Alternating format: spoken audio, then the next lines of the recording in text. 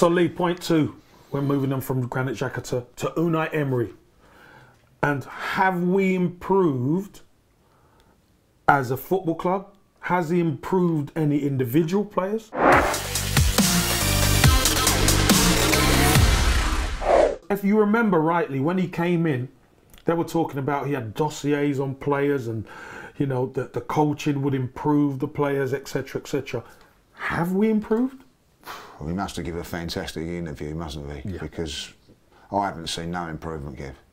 And like, it's not that through the of not wanting it to happen. I was desperate for him to come in. You know, I remember when we played at Fulham, we changed it all around. When we was winning there, it was fantastic, and everybody thought that this is the great turnaround, yeah. And everything was going to go all right.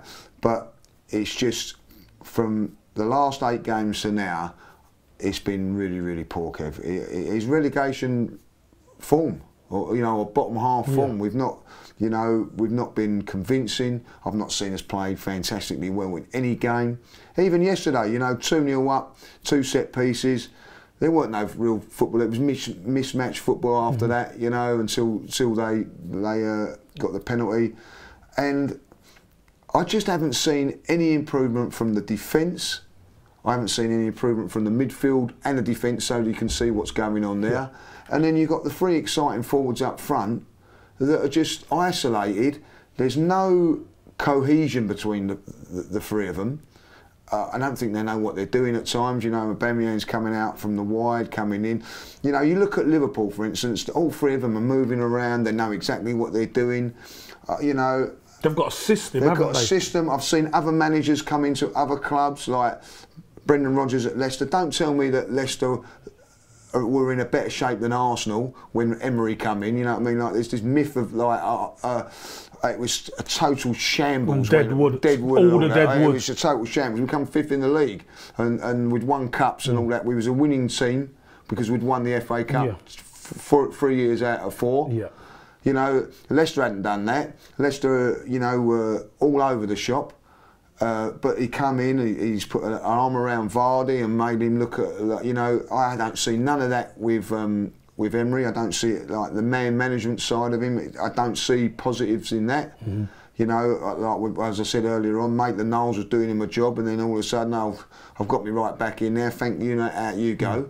All right, he ain't done himself no justice playing midfield, but he's, you know, give the man a chance. Been playing right back for us for so long. Yeah. Inexperienced young kid. You know, and the one person that's been a shining light is Guendouzi. I have to say that. He brought him in, whether it was him or whatever. He's brought him in and done a great job there. I see Martinelli up front playing really, really well for us in the Europa League and the League Cup. 20 minutes to go from the end yesterday, I see him bring on Saka when we're looking for a goal, and Martinelli doesn't come on. And then I see, you know, Kolasinac coming on for Tierney. It's just mistake after mistake after mistake, and the fans are quick enough to get onto the back of players, and wrong, but they're not with the manager. I'm not saying that we should, but like, you know, I think it's now time to vent your frustrations at the proper people. And the manager is getting things wrong. The team selection yesterday was quite strong. It still didn't produce a performance, Kev. Yeah.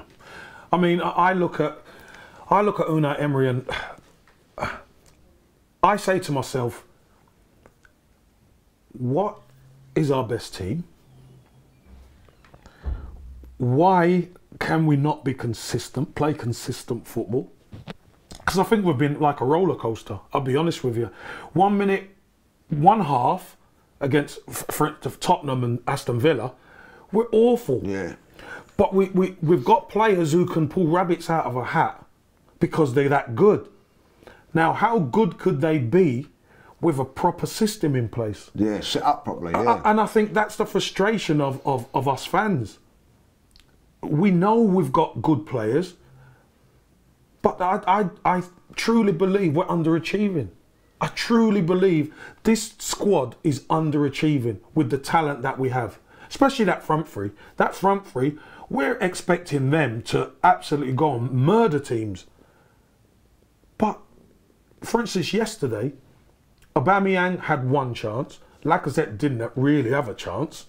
Pepe, huffed and puffed, showed some good feet at times, but that's not enough. No. We need them to be cohesive. We need them to be dangerous. We need them to be able to scare teams, and I just don't see it.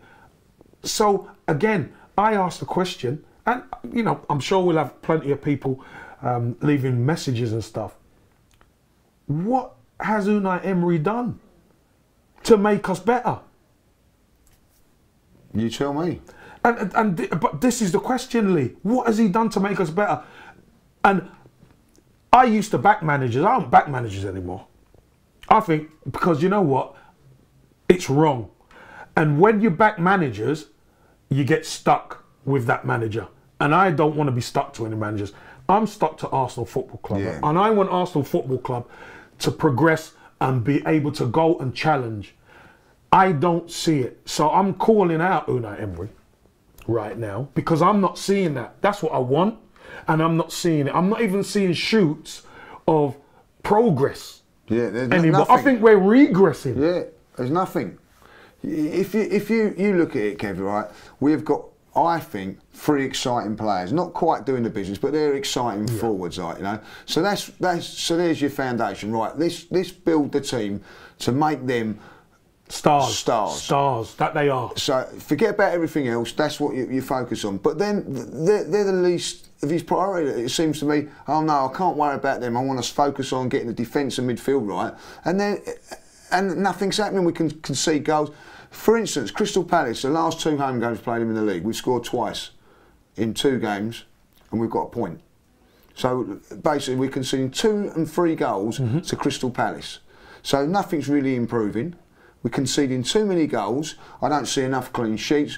All because we're trying to focus on the defensive side and the midfield side, where he's cautious. Let's face it, he's cautious, right? But we're still conceding goals. So set up a system which is going to encourage our 3 top players to play, and then if it means having 2 holding midfield players and a back 4, 2 full-backs that don't go forward, so be it. Yeah. So be it. But what I'm seeing at the moment is Pepe and Aubameyang out the wide coming inside into the crowd, and it's our 2 full-backs that are trying to get forward, providing the width, and then we're getting exposed at the back and getting caught on the turnaround. Again, it's been proven, the stats, sometimes you believe stats, sometimes you don't. Without the ball, Arsenal are the worst team in the Premier League without the ball. That has not been addressed. No. Now, if teams like Palace can hurt us, what are some of the better teams? I think we've got Leicester coming up very soon. Oh, don't.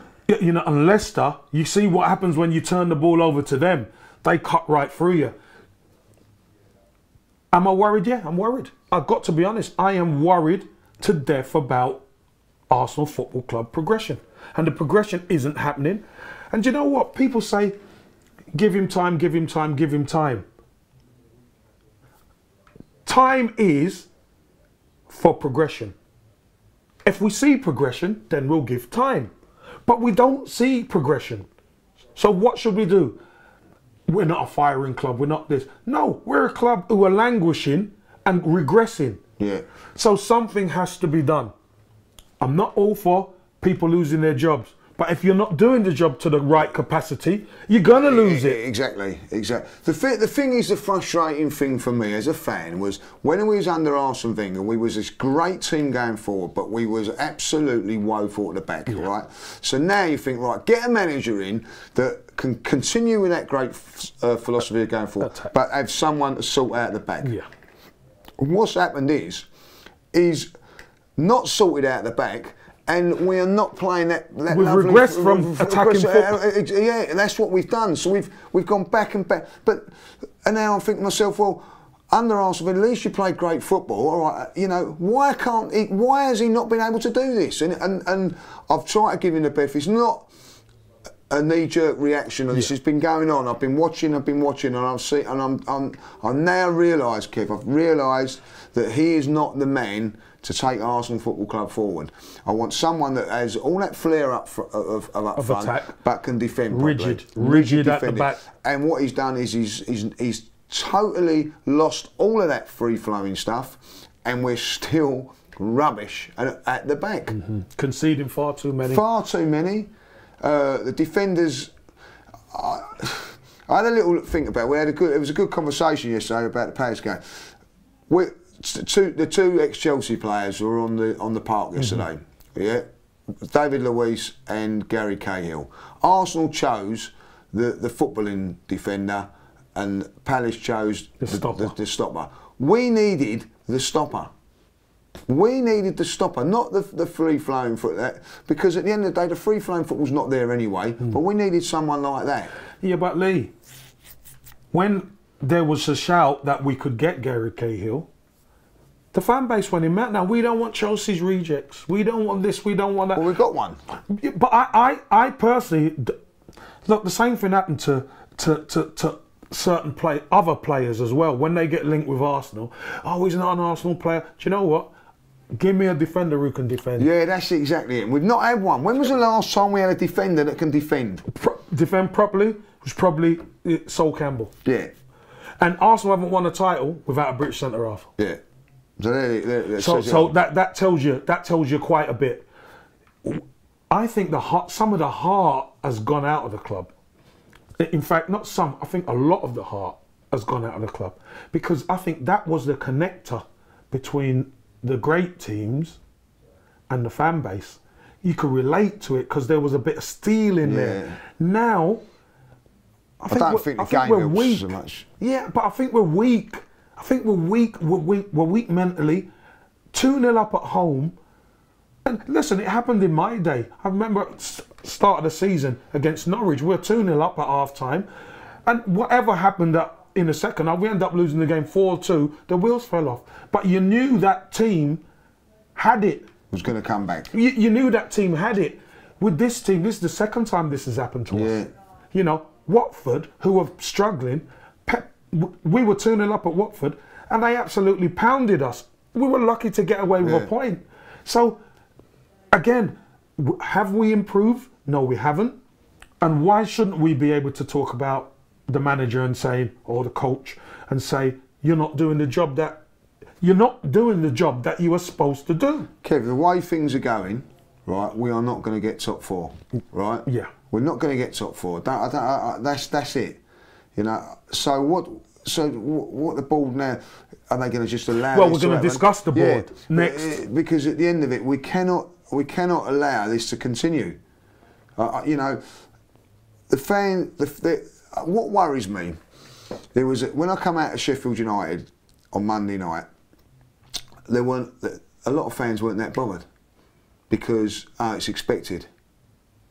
Not really angry and whatever. They were angry on yesterday because you're expected to win at home. Yeah. The expectation to win away from home has been drained out of the away fans. How long has it been before the home fans get drained as well? That's my worry.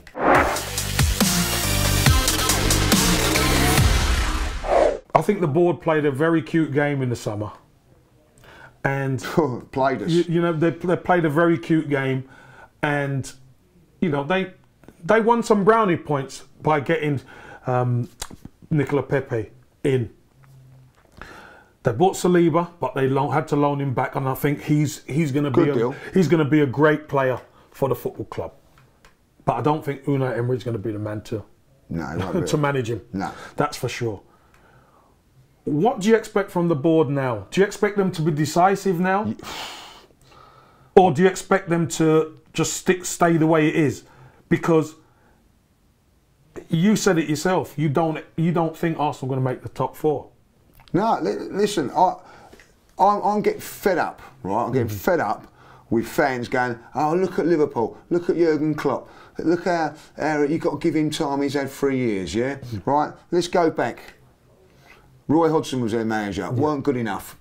Got rid of him. Yeah. Kenny Dalglish, legend.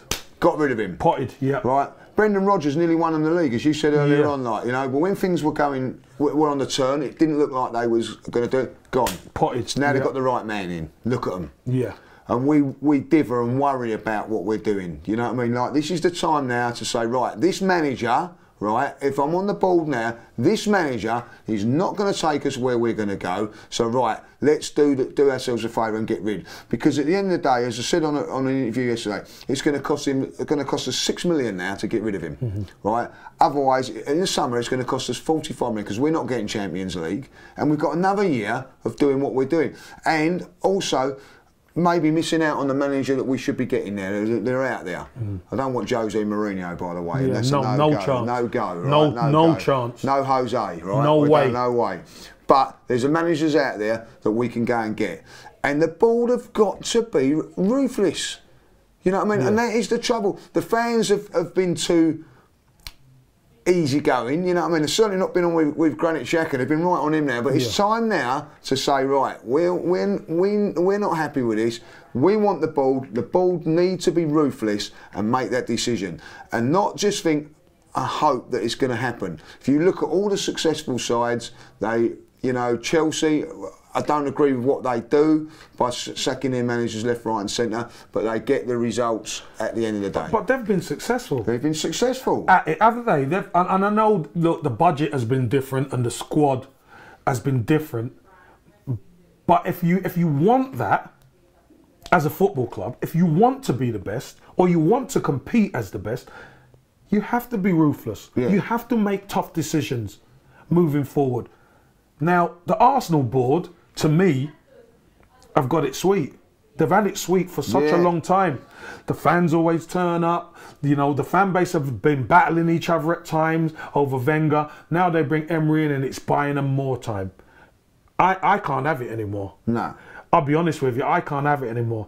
The club need to say, right, in my opinion, Unai Emery, thanks for trying, but we're going to go a different direction. Yeah, exactly. And they've got to bring a manager in and they've got to back him. Yeah, and I'll just ask this question. Have they really backed? No, they haven't. I mean? Because I'll tell you why. He made it very, very clear that he wanted Zaha at the beginning of this season, right? But what they got was Pepe's understudy, you know, a younger version that could well be in 2 or 3 years' time be the man. Yeah. Right? He's not going to be the Zaha now, which is not, you know, if what I'm saying is Emery has got a player that's going to progress over 2 or 3 years, where he's not going to be there. He's not going to be there, yeah. So I don't think, if you be really honest, they have backed him. So you've not backed him, then do the right thing and let him go. Yeah, and cut the cord. Cut the cord. Cut the cord. Look, Unai Emery, I think he's a nice guy. I think he means well. But he's not for Arsenal. No, he's not for Arsenal. He's not for Arsenal. Not for Arsenal. And I've got nothing against Unai Emery, by the way. No, it's nothing personal. It's nothing personal, but this is about Arsenal's progression, Lee. Arsenal is more important to me than Unai Emery. Big time. Right, you know what I mean? He's going to go out of it with a nice little check. Yeah. You know what I mean? But we have still got to keep going. I don't want to be endured to what I'm watching at the moment. At the end of this season, Kevin, we're going to be here. We sit here, and the way it's going at the moment, if we only got rid of him, like we could have got. We should have, could have, would have, right? Yeah, Let's do it. Let's do it. Let's be positive and be ruthless. Yeah, ruthless. So Unai Emery, he's gone for me. Should be the board should be getting him out and getting someone like an Allegri or someone like that in. I think Allegri is available. Luis Enrique, I like Luis Enrique as well. You know, I'd even say like what I've been very, very impressed with Brendan Rodgers. Would he leave Leicester for Arsenal? Well, he left Celtic for Leicester, so you know I think that he would. I think like Patrick Vieira may be someone that can come in there, or even like we'll give it to Freddie till we find the right man. Yeah, I think. If they're going to do that, they're going to have to get the man in straight away. I agree. You know, well, people even mention Arteta. Would you? Well, he was linked with the job, wasn't he, before Unai Emery? Well, if he's a Pepe light, as they say, like we'll take that. And what about Patrick Vieira? Would he be one? Do you know what? Part of me would love to see Patrick Vieira because I think that he's one of my favourite ever Arsenal players. But part of me is thinking maybe not, just in case it all goes wrong. You know, he's a legend at Arsenal. But I think that he would do a good job for Arsenal. I think that he'd bring back a little bit more of what Arsenal was all about. He'd certainly know how to pick a bloody captain. Yeah, you know what I mean? Because he's a proper captain. But it doesn't necessarily mean to say that he's going to be there. And for me, I would like to see someone like that, and then someone turn around and go, do you know what? I'm going to bring in Tony Adams or Martin Keown, and they're going to coach the defence. They're going to show how to defend throughout the club. Throughout the club. Not just that. Get these guys in that can do these sort of things, and not these managers bringing in their own people and all that, like, you know. So it may be Arteta could be the answer, like, you know. I'm going to say we all sort of turned our nose up to that, but anything is better than at this moment. I'd like to try and do something different than what I'm seeing at the moment, Kev. Yeah, I think the board have a serious decision to make, and they need to be more ruthless. Even what's gone on yesterday. Yeah. You know what I mean? That ain't great, is it? Yeah. All what's going on there, it's not good for Emery neither. Well, as a board, you look at the manager and the control. That's your captain. Yeah, yeah. You know, it's all going Pete Tong, isn't it? It's all going wrong. So that's what I would look at as the board. The wheels are coming off, and only one wheel's come off at the moment. Like, you know, I mean, if they're going to if they carry it on, you're going to have 2, 3, 4, and you won't be able to move no more. Let's just repair it now and get it done and move forward and progress.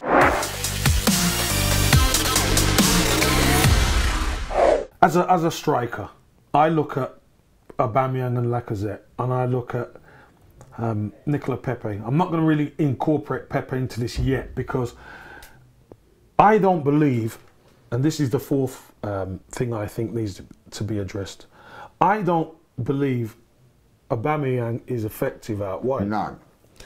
So for me, I would play them as a front two, and you could have Pepe moving around to where he's most effective. That's what I believe. Yeah. Wherever he goes and you give him the ball, he can be in the number 10 spot, he can be out on the right, he can be on the left, he could run between the two strikers, causing mayhem. Salah does it, Mane does it, Firmino, he's the one who really holds the thing. But I think Pepe could do that. But I want to concentrate on Aubameyang and Lacazette. I think, in my opinion, having a front two will cause teams untold trouble, umpteen problems, because these guys will be one-on-one. One centre-half to a striker, one centre-half to a striker. It's 2v2.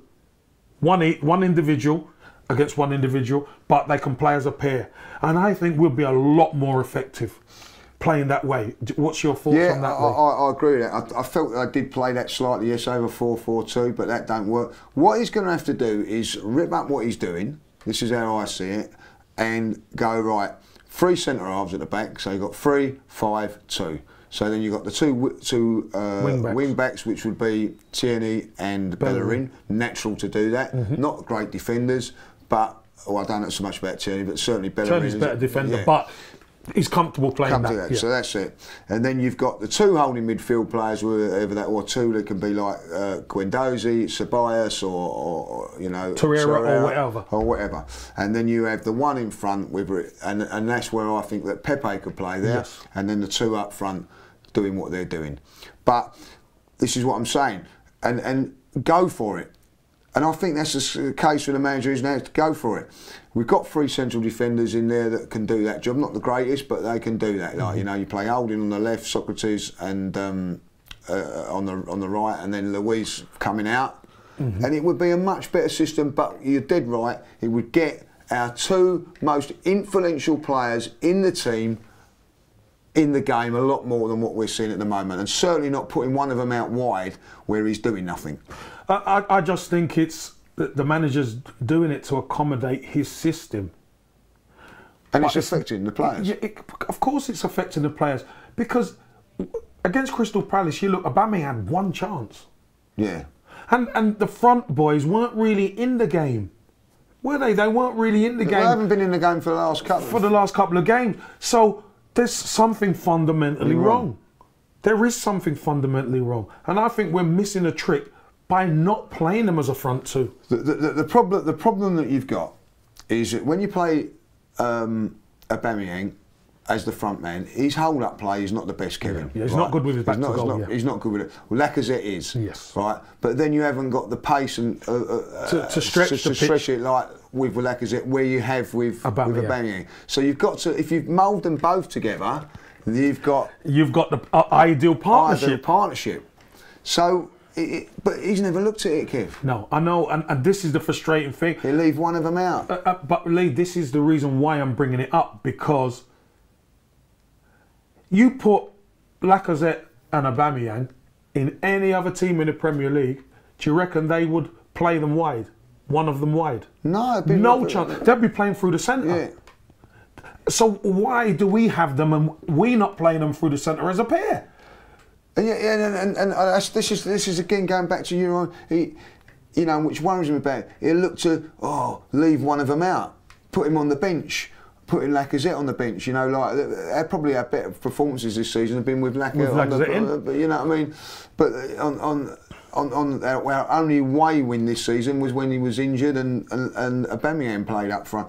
You know, we're not getting the best out of them. Yeah. We're not getting the best out. If you're not going to get the best out of them, you're prepared to do that, then sell one of them, which is what we don't want, and then bring in a wide player, you know, like a Zaha, yes, and go down that route. And go that route. If that's the only way. Or play them as a pair and get the best out of them. Get the best out of them, yeah. We've got them. Let's get the best out of them. And we're not. 100%. The midfield.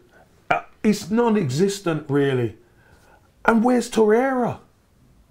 Well, everybody keeps. I'm gonna get onto this now. Everybody keeps going, Torreira's got to play. Not where he's been playing. You know what I mean? Number 10. Number 10 out wide. You know, either he plays in that central midfield and as a holding player, and I personally don't think that he's got the ability. I don't think he's got the ability to play number 10. No, well, certainly not. No, he hasn't. Yeah, he's not got that. You know what I mean? He hasn't got that ability to do that. Like, you know, he plays in front of the midfield and he just wins the ball and wins it and all that. Like, you know. Whether he can do that in the Premier League because he's not big enough or whatever or strong enough, that's to be seen. But that is his position. He's got to go into there and stay that role. But I've seen this so many times with Arsenal. You know, you think you get a good holding midfield player. He played really well there for a few games, and it's all changed. Now, why has that changed? Manager. I've heard rumours that he's turned around and said to I don't want to play that position. Well, if you don't want to play that position, what's he doing at the club? What's he doing at the club? See you later in January and get someone that can. So, Lee, again, when you look at our midfield, would you make wholesale changes? Because the Torreira, who is not being played as a holding player, who, as you say, rumour has it, he's come out and said he doesn't want to play there. Yeah. He wants to play further forward. Well, there's better players further forward than you, so what's the point you being at the club? So you'd go. Granit Xhaka, gone. He's done. He'll go. What type of midfielders then would you be looking at? I'd like to say someone like Decore at Watford. Someone like that, big, strong, aggressive. You know, we've lacked that for a very, very long time. Someone that can go in there and just dominate. Yeah, bully. Dominate a midfield. I look at other teams, they've got them.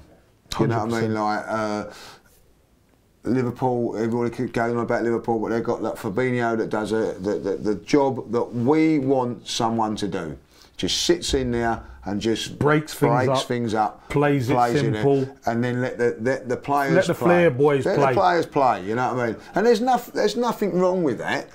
That you give it the ball and give it to better players. That's been about for a very, very long time. Yeah.